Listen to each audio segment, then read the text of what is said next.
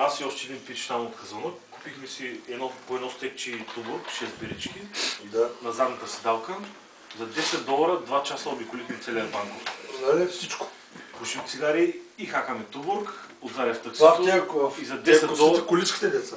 Не, отделно се возихме на тия количките. Да, не, те се казват тук-тук. Те се казват колички. За $10 2 часа обикаляхме в Банкок като царе. Лудници, нали? Пушим цигарите, отворен прозорци, 30 градуса.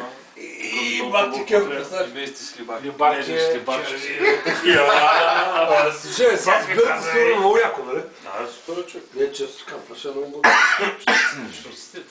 Отидах на един бар на 63-ти етаж да пия уиски, аз мисля да се спираха краката. То няма винкел, няма нищо. Свикнал парапет, нали, винкел нещо. Да се валиш за нещо. Едно и такова дебело стъкло и това е. Тига бе! Да, и бара е на метър и половина от стъклото. От стъклото. И какво правиш си? И тъй гледа само и не смея се допреш и това е камаря. На второто пиене към дай си учили. Да, тук са пина си и долу. Знаеш как слезеш? Да, пък нашия хотел на 18 етаж имаше открит басейн отгоре и срещу наша сграда имаше 70 етажна сграда и имаше много дълъг плакат на BMW. Такъв реклама. Излезна от басейна от водата, като си покажа бърдата и надолу 18 етажа, така е направен басейна. Съм се населил с това. А, не бе.